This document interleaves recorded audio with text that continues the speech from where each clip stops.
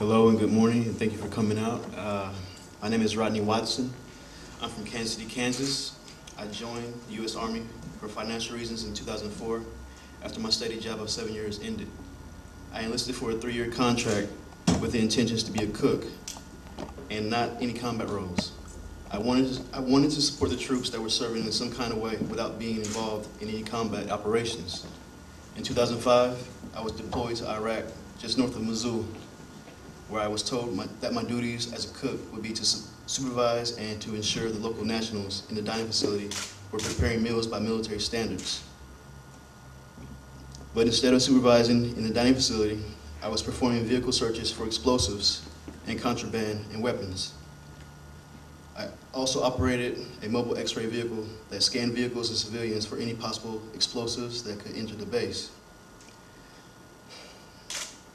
I also had to keep the peace within the holding area that kept 100 to 200 Iraqi civilians, men who would be waiting for security clearance, and shot warning shots at Iraqi children who were trying to set up mortars to fire on the base. This is not what I signed up for. In Iraq, I witnessed racism and physical abuse from soldiers towards the civilians. On one occasion, a soldier was beating an Iraqi civilian, calling him a sand nigger, and threw his Quran on the ground and spit on it. The man was unarmed and was just a guy looking for work on our base. He posed no type of threat. He was beaten because soldiers brought their personal racist hatred to Iraq. After all the wrongs I witnessed in Iraq, I decided after my 1-year tour of duty was over, I would never return and be a part of this war, this unnecessary war. When we returned home, we were informed that we would redeploy to Iraq or Afghanistan within 4 months. This would put me beyond the term the contract that I signed up for, which was for 3 years. I would be stopped, lost, and forced to serve past my contract. While on 2-week leave, I made my decision to come to Canada and not return to my base at Fort Hood, Texas. I have been here in Vancouver since early 2007. I have been self-sufficient. I have fathered a beautiful son whose mother is Canadian. I plan to marry her and provide her son with a loving and caring family unit. I have made many friends, and I have built a nice life here. My son and my wife-to-be are my heart and soul, and it would be a great tragedy for my family and myself if I was deported and torn away from them. I think being in prison and punished for doing what I felt morally obligated to do is a great injustice.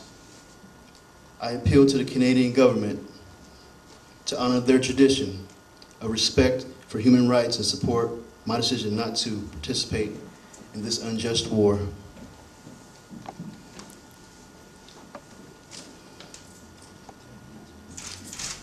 I would also like to say,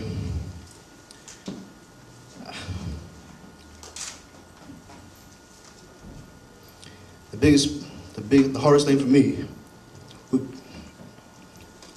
would be to leave my son. I don't want to leave my son. I don't want to be torn away from him. I want to be there for him during his first step.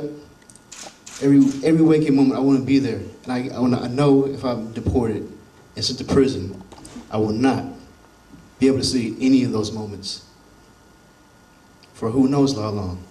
God knows how long. I just hope and pray that people will open their hearts and minds and give peace and love a chance and stop the operations that are going on in the Middle East and bring our boys home, young men and women. And my heart goes out to the families who lost loved ones in this unjust war. What are these lives that have been lost? Have been lost for personal gain for someone who doesn't even care about us. I don't think they care about us, because if they cared, they wouldn't be sending us over there to die.